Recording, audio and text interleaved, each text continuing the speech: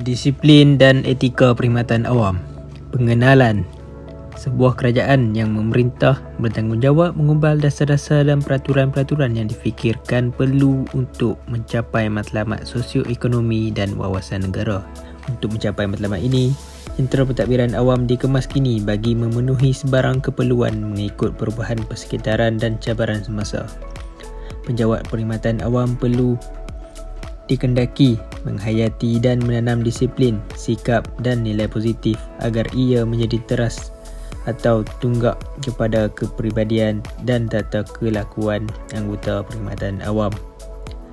Pelbagai dasar dan program telah dilaksanakan oleh kerajaan secara berterusan agar penanaman dan penghayatan disiplin, sikap dan nilai murni diamalkan oleh anggota kerajaan. Untuk melaksanakan etika kerja yang baik, anggota perkhidmatan awam perlu meningkatkan ilmu dan kemahiran dalam pelbagai bidang. Anggota perkhidmatan awam juga perlu memiliki disiplin, nilai dan sikap positif.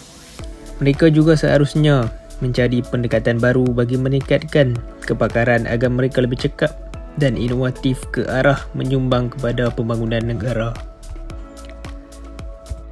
Definisi disiplin dan etika. Disiplin. Disiplin adalah sesebuah sifat yang amat mulia dan diperlukan oleh semua pekerja di dunia ini untuk menaikkan nama beliau dan membantu syarikat berkembang maju dan dipercayai oleh majikan. Tujuan utama sistem disiplin diwujudkan adalah untuk memastikan tingkah laku para pekerja tidak bercanggah dalam matlamat utama syarikat itu. Tindakan disiplin boleh diwujudkan untuk memberi pengajaran pada pekerja yang telah melanggar peraturan yang ditetapkan supaya mereka lebih peka dalam persekitaran dan mengelakkan diri daripada melakukan kesalahan di tempat kerja. B. Etika. Etika kerja dapat disimpulkan sebagai panduan tingkah laku yang diikuti oleh manusia yang mempunyai kaitan rapat dengan kehidupan, khususnya bagi mereka yang meminggirkan agama dalam kehidupan. Demikian itu, dalam negara bangsa, agama telah menekankan norma moral yang berlandaskan ketinggian akhlak. Ia membincangkan tentang baik atau buruk, betul atau salah laku, menilai kelakuan terhadap beberapa kriteria mutlak dan meletakkan negatif atau nilai-nilai positif di atasnya. Secara ringkasnya, pengkaji merumuskan integriti ini merujuk kepada cara kita tingkah laku, apakah tujuan kita melakukan sesuatu serta cara atau kaedah yang digunakan untuk mencapai tujuan dan niat itu mestilah dilakukan dengan betul. Teori etika klasik teleologi. Teleologi merupakan perkataan terbitan daripada istilah Greek yang bermaksud hasil atau keputusan. Oleh itu, pendekatan teleologi ke atas etika pengurusan menekankan kebergantungan penuh kepada hasil dan bukannya kepada niat tindakan seseorang. Sesetengah ahli falsafah tradisi barat paling berpengaruh seperti Jeremy Bentham dan J.S. Mill percaya bahawa nilai moral kelakuan peribadi boleh ditentukan hanya oleh akibat kelakuan berkenaan. Oleh itu, sesuatu tindakan atau keputusan adalah betul jika ia mendatangkan faedah kepada orang ramai. Objektif di sini adalah nilai moral kelakuan peribadi boleh ditentukan dengan cara melihat beberapa banyak faedah kepada orang ramai semaksimum mungkin. Di samping yang melihat berapa banyak kerosakan atau kemuratan seminimum mungkin yang akan timbul. Walau bagaimanapun, bukan semua faedah bersifat positif sepenuhnya kerana terdapat juga kos negatif dan akibat buruk yang mengiringi setiap tindakan di mana ia perlu diambil kira untuk mewujudkan keseimbangan. Sistem etika teleologi yang memfokuskan kepada baki bersih akibat berbanding dengan niat seseorang individu ini dinamakan utilitarianisme. Dalam teori makroekonomi, ia mengukur tahap keutamaan yang kita beri terhadap sesuatu barangan atau perkhidmatan relatif kepada harganya. Dalam teori utilitarisme, Istilah utility ini merujuk kepada persepsi keterhadap faedah dan kos bersih kebaikan sesuatu tindakan. Disiplin, nilai dan etika pengurusan Jabatan Perkhidmatan Awam. Sistem pengurusan Jabatan Perkhidmatan Awam di Malaysia mula mengutarakan bicara disiplin, nilai dan etika dengan lebih jelas, serius dan nyata bermula ketika lahirnya Teras Perkhidmatan Awam 1 Januari 1979. Etika Perkhidmatan Awam dan Kursus Perkhidmatan Cemerlang 13 Disember 1980. Bersih, cekap dan amanah April 1982. Dasar penerapan nilai-nilai Islam dalam perkhidmatan 1982. Kepimpinan melalui teladan 19 Mac 83 hingga kepada gerakan budaya kerja cemerlang dan gerakan kualiti. Kefahaman terhadap nilai-nilai dan etika Jabatan Perkhidmatan Awam sangat penting kerana dapat ditentukan arah dan memberi makna kepada pemikiran, tindakan dan perilaku anggota sektor awam dalam memenuhi tanggungjawab, memberi penyatuan dan penyelarasan antara anggota perkhidmatan awam kepada pembangunan tamadun masyarakat dan merupakan standard mutlak mendorong anggota perkhidmatan awam berkhidmat dengan ikhlas dan berkesan seperti dijelaskan dalam buku Nilai dan Etika dalam Perkhidmatan Awam. Nombor 5. Rasional disiplin dan etika perkhidmatan awam. Etika perkhidmatan awam diperkenalkan bertolak dari beberapa senario yang berlaku. Apa yang pasti, permintaan terhadap perkhidmatan awam meningkat dari semasa ke semasa. Oleh itu, permintaan yang tinggi ini sudah tentu membuka peluang kepada beberapa pelanggaran peraturan. Ia juga mungkin membawa kepada tuduhan, rasa curiga dan syak wasangka tentang kemampuan perkhidmatan awam. Dalam menjalankan tugas, pegawai awam dibekalkan dengan kuasa. Ia perlu dikawal bagi mengelakkan penyelewengan dan penyalahgunaan kuasa untuk kepentingan peribadi.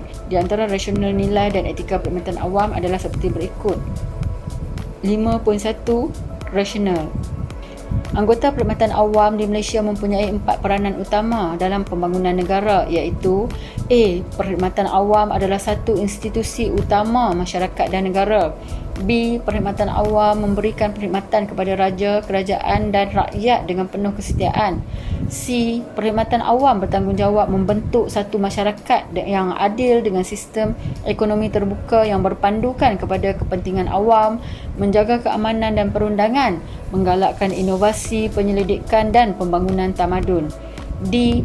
Perkhidmatan awam menjalankan hak-hak dan kuasanya dengan penuh tanggungjawab serta berlaku adil kepada rakyat yang menerima khidmatnya. 5.2 Teras perkhidmatan awam. Terdapat beberapa teras perkhidmatan awam adalah seperti berikut. A. Etika perkhidmatan awam telah dilancarkan pada tahun 1979 melalui buku Perkhidmatan Cemerlang dan bertujuan B. Mengekal dan memelihara kepercayaan terhadap tugas yang diberikan. C. Memupuk tanggungjawab bersama, mengeratkan hubungan dengan kaki tangan dan mewujudkan suasana yang sihat dan cekap dalam perkhidmatan. D. Membentuk sikap dan pembawaan anggota perkhidmatan awam bersesuaian dengan semangat rukun negara. 5.3 7 teras etika perkhidmatan awam. Terdapat 7 teras etika perkhidmatan awam adalah A. Berazam meningkatkan mutu perkhidmatan. B. Bekerja dengan penuh tanggungjawab. C. Berusaha mengikis sikap mementingkan diri. D. Bekerja dengan penuh muhibbah dan kemesraan. E. Bekerja ke arah memajukan pemikiran rakyat dan pembangunan negara. F. Bekerjasama dalam membenteras kelemahan dan musuh negara. G. Berpegang teguh kepada ajaran agama. 6.0 Kepentingan etika perkhidmatan awam. Etika perkhidmatan awam diperkenalkan demi untuk meningkatkan mutu perkhidmatan dari semasa ke semasa. Ia juga untuk mengekal dan memelihara kepercayaan rakyat terhadap perkhidmatan awam. Dalam konteks yang lebih luas, etika ini juga diperkenalkan agar semangat rukun negara dapat dihayati secara bersama melalui pembentukan sikap dan pembawaan yang diselaraskan dengan nilai-nilai murni. Jabatan Perkhidmatan Awam telah mengumpulkan semua nilai dan etika yang perlu dihayati ke dalam satu set undang-undang, perkeliling, peraturan dan seumpamanya untuk menjadi rujukan semua. Di bawah ini disenaraikan beberapa ataupun sebahagian peraturan, perkeliling, arahan, pentadbiran dan seumpamanya yang menyatakan tentang nilai dan etika yang mesti dipatuhi oleh seseorang pejabat awam adalah seperti berikut. A.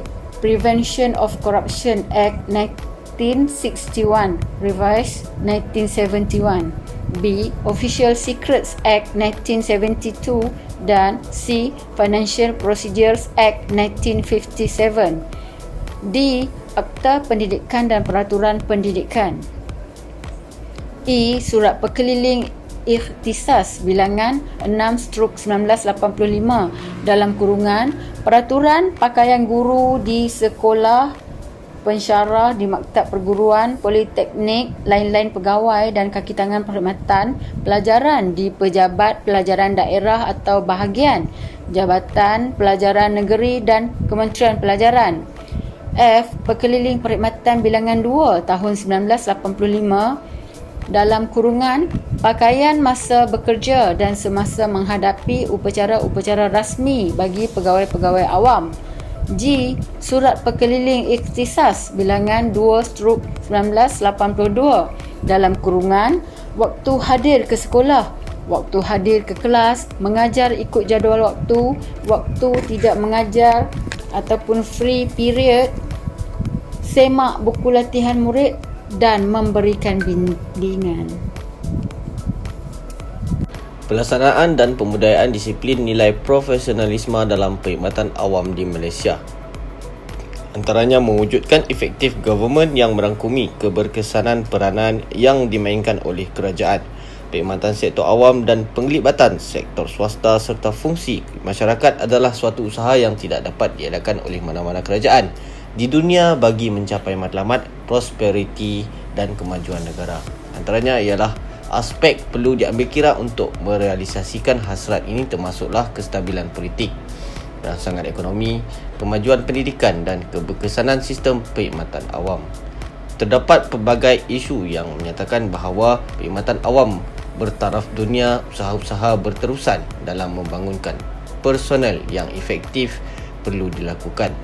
Apakah yang dikatakan dengan personel efektif? Personel efektif ini ialah berkualiti seperti mempunyai nilai profesionalisme yang tinggi. Antara usaha yang digemblengkan oleh kerajaan melalui penggubalan dasar-dasar nilai dan etika dalam perkhidmatan awam.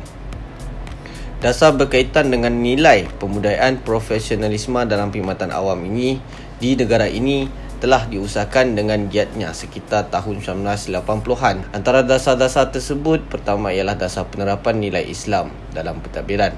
Kedua, dasar pandang ke timur. Ketiga, dasar bersih. Keempat, dasar cekap dan amanah. Kelima, dasar kepimpinan melalui teladan. Dan keenam, dasar pensyarikatan. Dasar penerapan nilai-nilai Islam dalam pentadbiran yang diperkenalkan pada tahun 1985 misalnya memberi penekanan kepada aplikasi nilai dalam sektor pentadbiran kerajaan. Dalam hal ini demikian, 11 nilai utama telah dipilih sebagai teras kepada pelaksanaan dasar tersebut yang diyakini boleh diterima oleh semua pihak tidak mengira latar belakang, agama dan kepercayaan.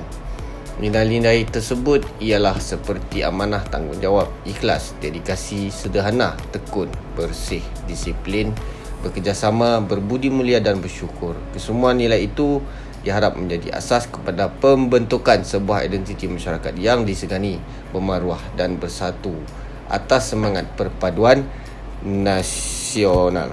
Kita kupas pula mengenai dengan amalan tidak beretika di dalam perkhidmatan awam. Pelbagai jenayah kolam putih yang melibatkan ahli profesional telah diketengahkan. Ini menggambarkan perbuatan-perbuatan yang tidak beretika di kalangan para ahli profesional. Bawah ini terdapat berbagai contoh perbuatan yang tidak beretika, sepertinya ialah salah guna kuasa, rasuah dan penipuan.